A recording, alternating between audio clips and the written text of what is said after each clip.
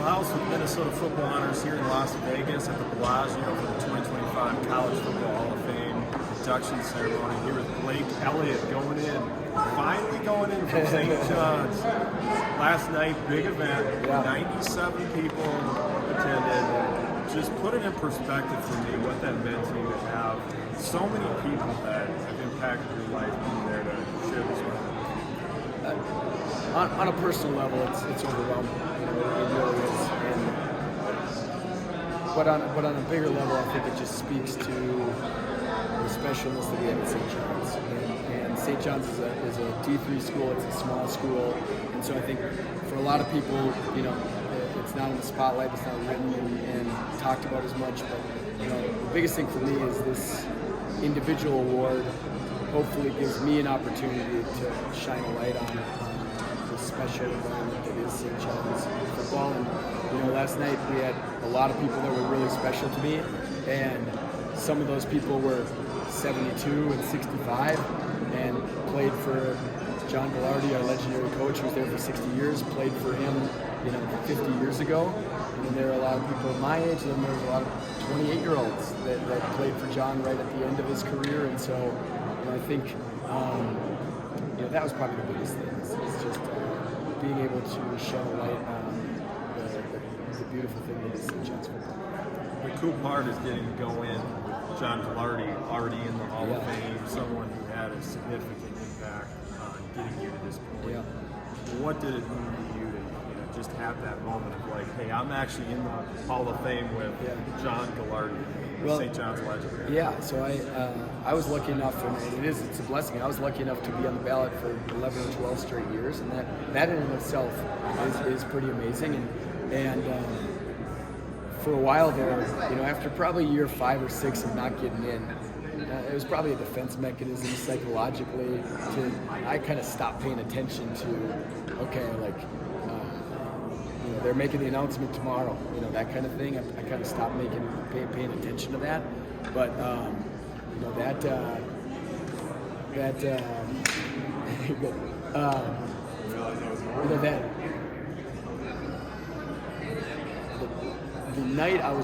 night that I found out, I was putting my 6-year-old to bed, and just like I do every night, I'm trying to get him to go to bed, and he's kind of falling asleep, and so I'm scrolling on my phone, and I'm not on much from a social media perspective except for LinkedIn, and I follow a guy on LinkedIn, Phil Marlowe, and he's here tonight, and he posted something that said, hey, tomorrow on ESPN at 3 o'clock, they're making an announcement. And it's 9:30 at night the night before. I'm like, I'm not getting in again. Now, this is year 12. I'm not getting in again. Not a big deal. I'm moving past it. But I would have found out already if I was getting in. And so I scrolled from LinkedIn and moved to my emails, and I got an email from FedEx. And I don't get emails from FedEx very often, so I'm like, is this a scam? Yeah, what is? Yeah, literally, that's literally like go out of my spam filter and I catch this, and it was the most like nondescript FedEx overnight package email ever. But on the bottom was, a sender address. That was all it was, like an anonymous sender address, and I copied and pasted it. I wasn't putting the two together. I wasn't like thinking that this was it. I was just honestly curious. I copied and pasted that address into Google, and the National Football Foundation headquarters came up under that address. And so now my radar is up. I'm not 100% convinced, but my radar is up.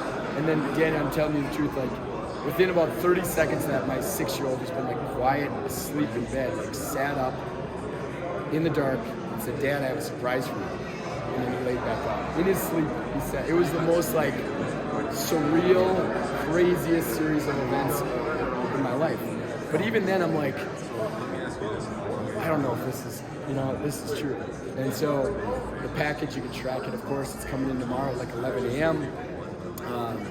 And so my wife is home, and I haven't even told her this yet. Again, I'm kind of protecting the letdown of potentially not being it. And so I didn't tell her. And I'm like, text me when this package comes in, and I'll come in from the office. We're 5 minutes away. And the package comes. She texts me, I scoot over there, and it's this, box, about this big, and I pick it up, and shake it. I'm like, it's too light. I don't know what I'm expecting, but like it feels like it's almost air, you know. And the National Football Foundation has sent me shirts before and different marketing materials. So I'm like, maybe this is what it is. Next T-shirt. Yeah, exactly. And so I was almost gonna open it without telling Noelle, my wife. And I'm like, I gotta tell her, even if it's like I like it. So I tell her, and you open it up, and it's this like beautiful commemorative football that says, "Welcome to the club, 2025 class of national football." So that's how I found out, and then to start, then you get calls from the National Football Foundation, it's a press in St. John's, and to have John be a Hall of Fame member, and again, it's like there's no way that having him be in the Hall of Fame legitimizes my program that much more. And so, for me to be on the ballot, I think there's a good chance that a lot of voters are like, I've heard of St. John's because of John Glardy. If Blake Elliott's on the ballot representing St. John's, there's legitimacy to that. And so, again, there's no way Looking back to your Minnesota high school football player, what did you take away from being in a small town, raised that way, and then applying that as you went into the college? Yeah, I think there's so much like serendipity to all this, right? And being from Melrose, 3,000 people, I was a late bloomer. I mean, I was the definition of a late bloomer, and so I would have loved to think, Daniel, that if I was at a large metro school like Wayzata or Maple Grove or Edina, that even though I was on the 5th team in 8th grade and the 4th team in 9th grade and like not playing as a sophomore or junior, that I would have like stuck it out and just kept going. Right. I don't know if I would have, but the fact that I was in Melrose, I got to play. I wasn't physically amazingly gifted in like middle school and even going into high school. No, I was a tiny kid. I was 5'6", 150 pounds when I got my driver's license. And so, the ability to still but I love football, I love basketball, I love sports. The ability to continue to love sports because I went to a small school and I got to be on the team and meaningfully participate.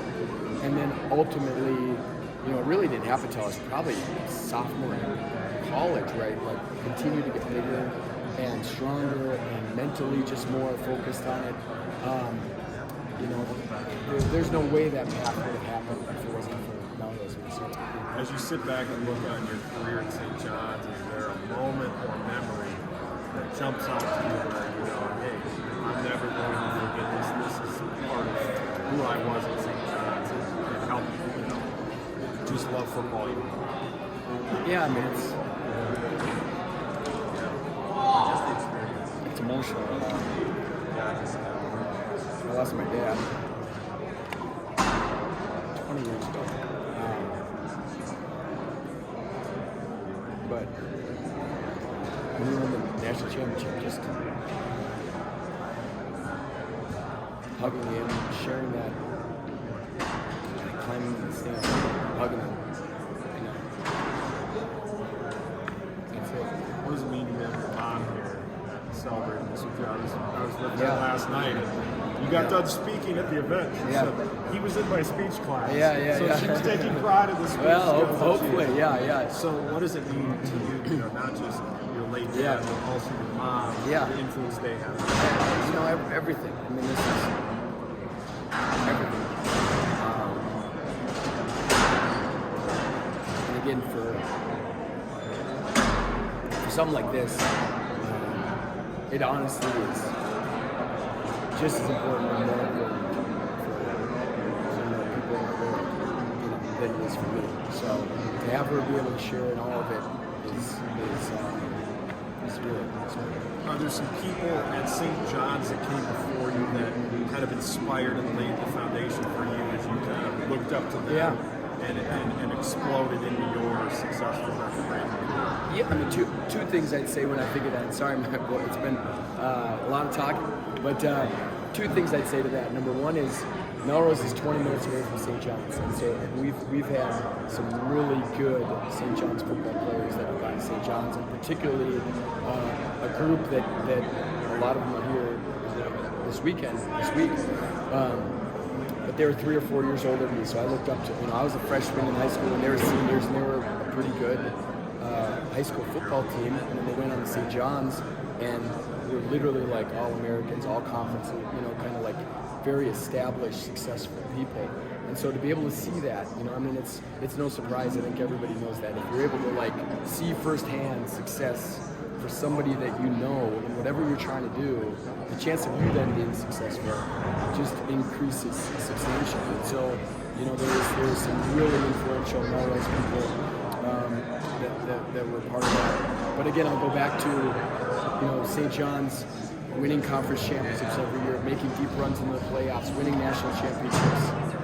When you have a program that does that so consistently, that becomes the norm and the expectation almost, and the chances of being successful is just that much higher. Well, Blake, we're super excited for you. Congratulations on the great accomplishment. Thanks for everything you do for national football. We appreciate it. Thanks so much.